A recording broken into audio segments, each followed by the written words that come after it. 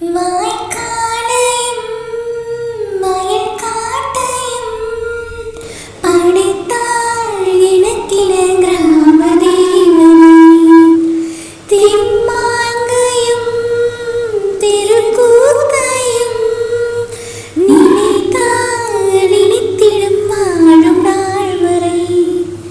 குழந்தைகள் கூட குமரியுமாட மந்த மாருதம் வீசது, மலைய மாருதம் பாடுது. பூக்கும் மாசம் தைவாசம், ஊரெங்கும் வீசும் பூவாசம்.